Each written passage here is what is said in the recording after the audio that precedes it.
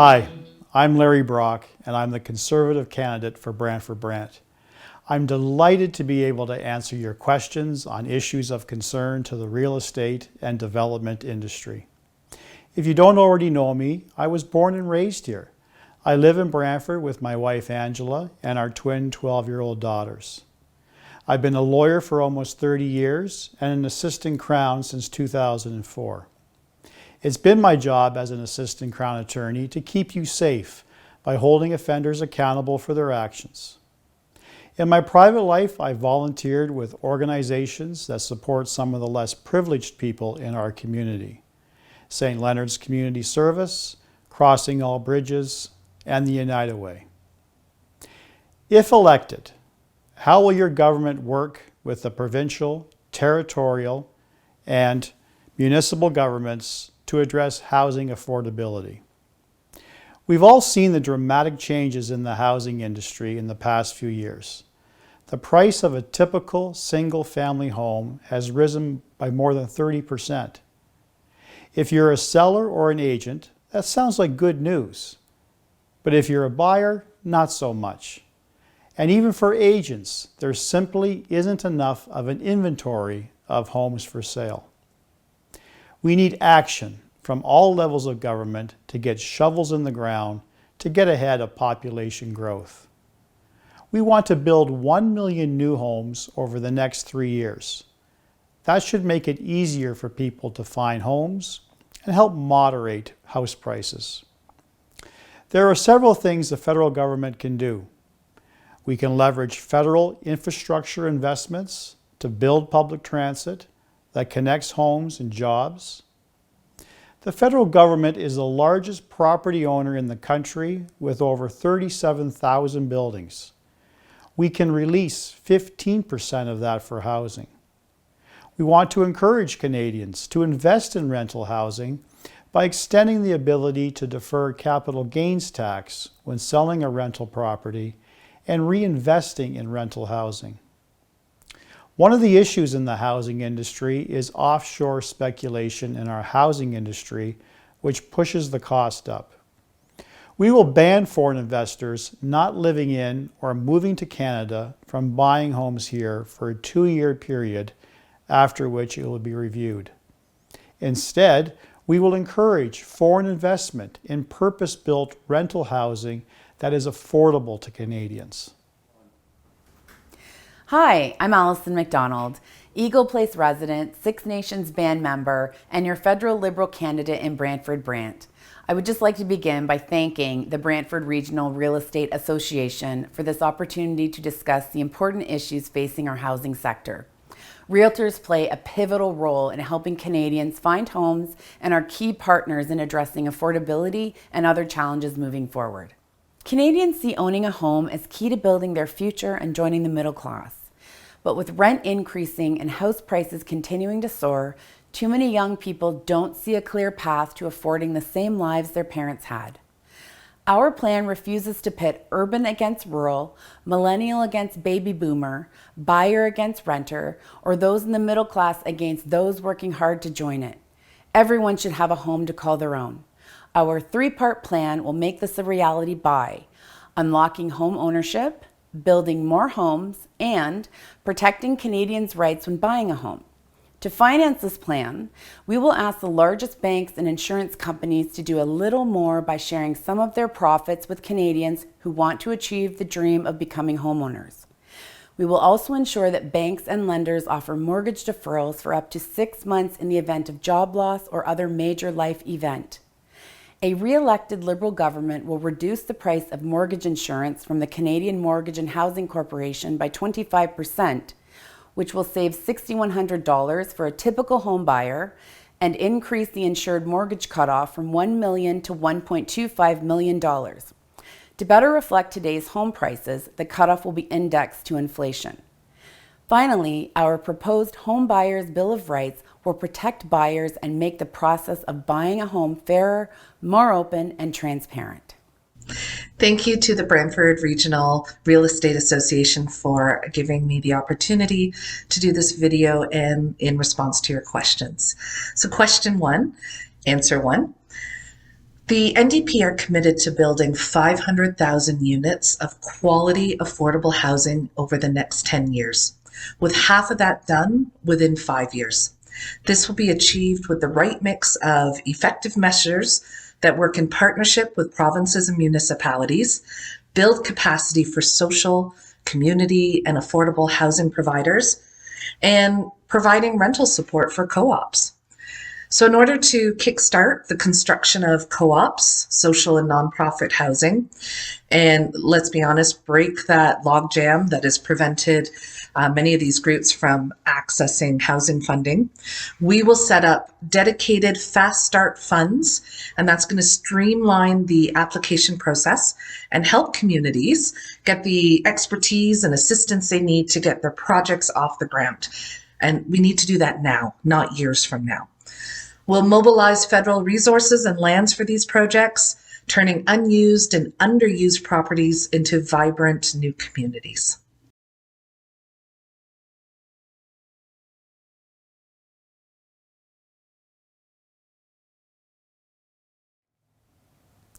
It can sometimes take years to get a development on stream.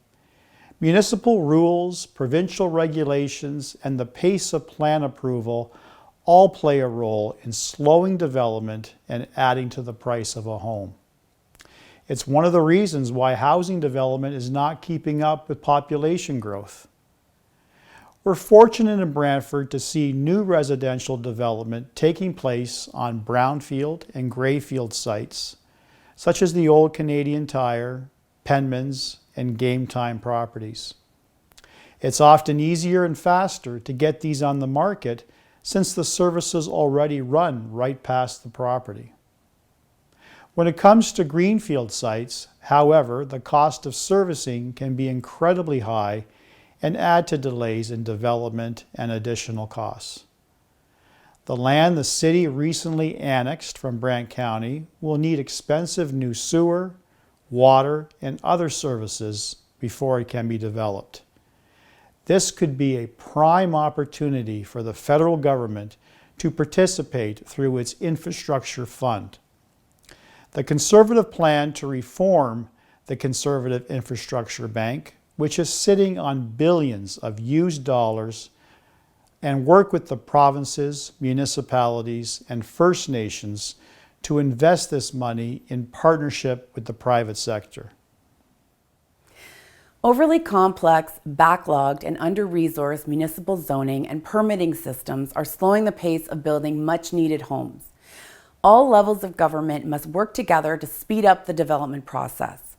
That's why a re-elected Liberal government will help cities accelerate housing construction by investing $4 billion in a new Housing Accelerator Fund that will help grow the annual housing supply in the country's largest cities.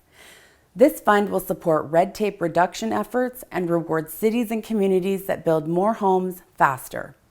We will also help speed up the time it takes to build more homes by investing in e-permitting technology and help communities streamline the planning process. We will work with municipalities to identify vacant or underused property that can be converted to housing on the principle of use it or lose it. The federal government is already leading by example when it comes to using its own surplus real estate to increase the supply of affordable housing. Through the Federal Lands Initiative, the Government of Canada is providing $200 million to support the transfer of surplus federal properties at heavily discounted rates or at no cost to support the development of affordable housing. And in our platform, we have committed to double the funding to the National Housing Co-Investment Fund to build and revitalize more affordable housing. In all, we expect these measures will build, preserve, or repair an additional 1.4 million homes over the next 4 years. So the NDP is the only party that is focusing on the mass construction of truly affordable housing by working with the provinces and municipalities to simplify the application processes and build capacity for social, community, and affordable housing providers so that we can build the right mix of non-market, social, and supportive housing.